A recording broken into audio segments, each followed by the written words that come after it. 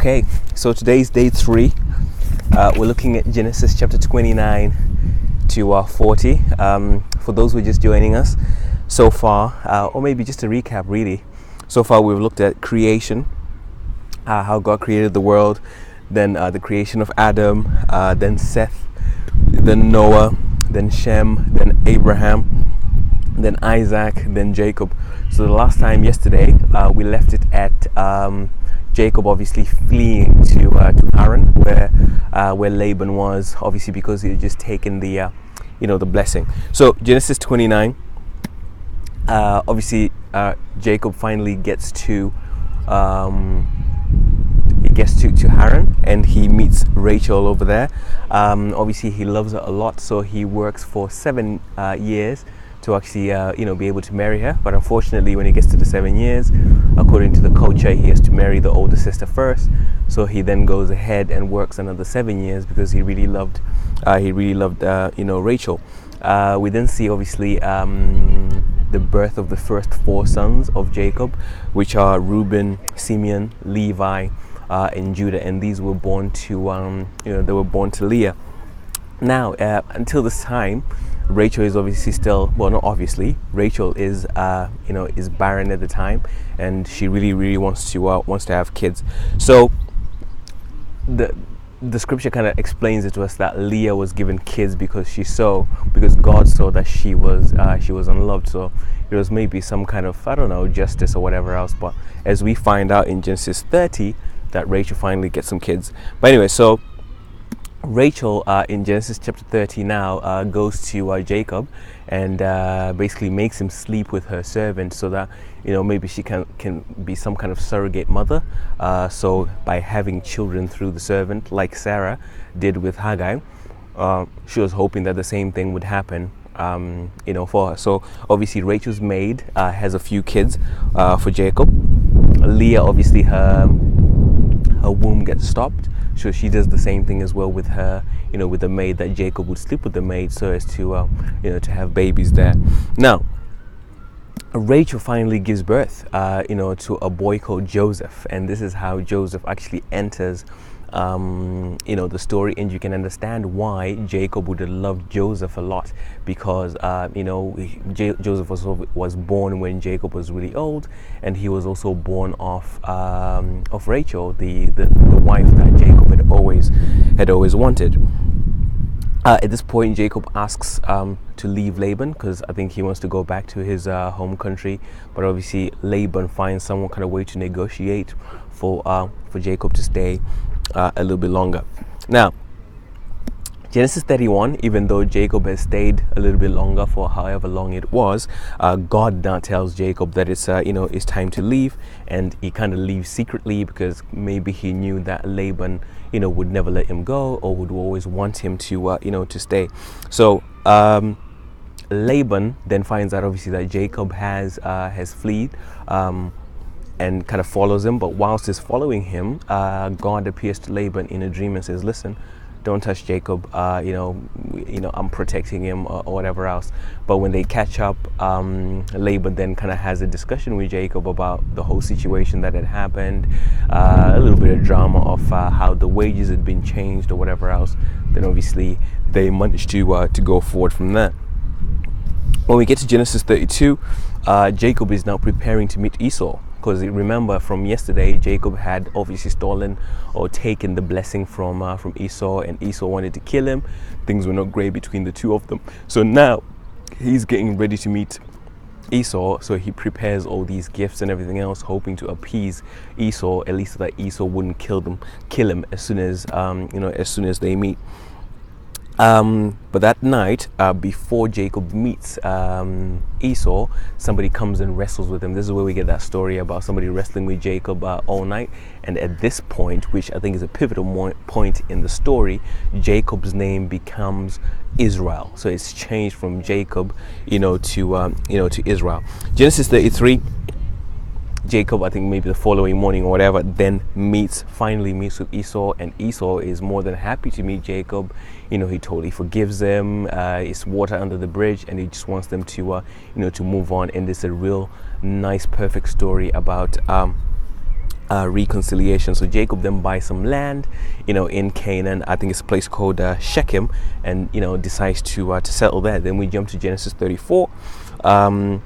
We kind of take a bit of a segue because it talks about the story of one of Jacob's daughters called Dinah, who was taken and raped by a guy called Shechem in that same area that they were living.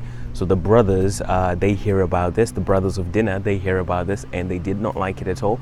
So they conspire and basically kill the whole city from where Shechem, where they killed all the males from there, and the people really that were in the forefront were Simeon and Levi. Jacob is not happy about that, of course, but they protest and say, listen, he shouldn't have done that. So they decided to meet their own kind of justice. All right, so then we get to Genesis 35, which is then where we join the story again, where Jacob is told to move everybody to Bethel. And the promise again, so remember the promise was given to Abraham, then it was given to Isaac. Now the promise is reiterated again to Jacob, that he would be blessed, that he would be a father of kings, and descendants would come from him, etc. Then at the same point in Genesis 35, that's when Rachel dies. Unfortunately, she dies whilst giving birth to Benjamin. So Rachel only gave Jacob two sons, Joseph and Benjamin. So at the end, that's where we get to see also a full list of Jacob's 12 sons, which then become the 12 tribes of Israel, which is a huge kind of theme that then carries on as we go through the Bible. We also get to see the death of Isaac in Genesis 35. Now, Genesis 36, Jacob and Esau have to kind of split and live in different areas because the livestock and everything that they have is too much for the land that they that they have there. So they have to split. At that point, then we get some genealogies of Esau, Esau's children and his descendants. We then continue Genesis 37. Where we start to get a bit more information about Joseph. So Joseph now is probably like the new theme that we begin to enter into. We start to hear about the kind of dreams. He had two specific dreams. Joseph had two specific dreams about everything kind of coming to him in the end, or his brothers and his father and mother kind of bowing to him. Obviously the brothers are not happy about this, and they conspire to actually kill them. But through how events happen or whatever, Joseph actually ends up being sold to some Ishmaelites who are on the way to Egypt. Joseph gets to Egypt through the markets or whatever else. He's then sold on to Potiphar, who was, I think, a general of Pharaoh. Now Jacob at this point is now thinking that Joseph is dead, because obviously the brothers had conspired to make it look like he had been killed, whatever else, and he's in mourning for a very long time. It just says, he mourned for Joseph for a very long time, not knowing obviously that he was still alive but had just been sold to Egypt. We then get to Genesis 38, where we get some more information about a guy called Judah, who is, I think, the fourth son of Jacob. We get to hear about his sons Onan and Er, who were killed apparently because the scripture says they were killed because they were wicked, or they would not take responsibility for certain things that they were supposed to do. So Tamar, who was like the wife of the first son of Judah, in a weird turn of events, decides to sleep with Jacob under pretense. Obviously, she covers herself up, etc. And that's where we get the birth of Perez and Zerah. Now you might be thinking, well, why is that segue there?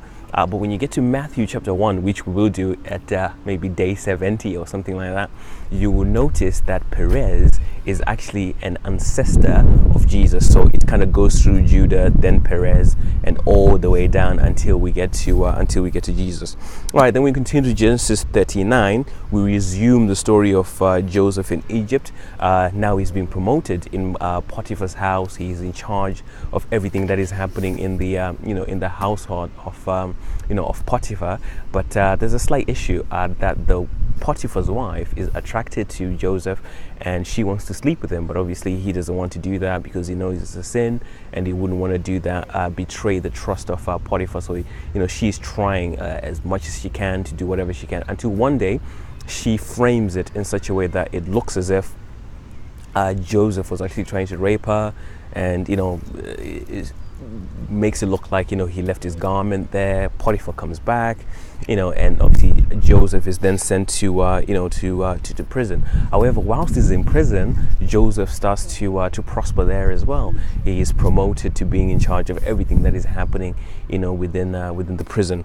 We get to Genesis chapter 40, which is the last chapter of today, where Joseph interprets two dreams, one for a baker and one for the cupbearer for Pharaoh that had been thrown into prison. The dreams are fulfilled exactly as Joseph had interpreted. But Joseph has said, listen, when they get interpreted, please remember me, the fact that I'm here, I'm held obviously as an innocent man. But it just says that Joseph was not remembered in that situation. So that's where we are up to today. Looking at it just as a summary, we're looking at Jacob, the family of Jacob through Leah, through and Rachel. Then we get the 12 sons. Then we get, this whole concept of Israel, because until now we didn't know anything about Israel. The concept of Israel beginning to form. Then we see Joseph. So the story then veers again into Joseph and his dreams and his eventual journey into Egypt. So as you can see, it seems as if these characters are coming into the story, then they come out of the story as the story continues to build, and we continue. So I think tomorrow and the day after we'll probably have a few more chapters in Genesis before we get to Exodus. So I hope you're enjoying this. I am. It's good for me to actually just remember the story and have a summary of things like this. So yeah, please invite your friends to take a look at the videos, and share with them the YouTube channel, the Facebook page, etc. And yeah, if you've got any questions, I'm sure you can just message me on Facebook or YouTube or whatever. Then we'll take it from there. So yeah, great. See you tomorrow.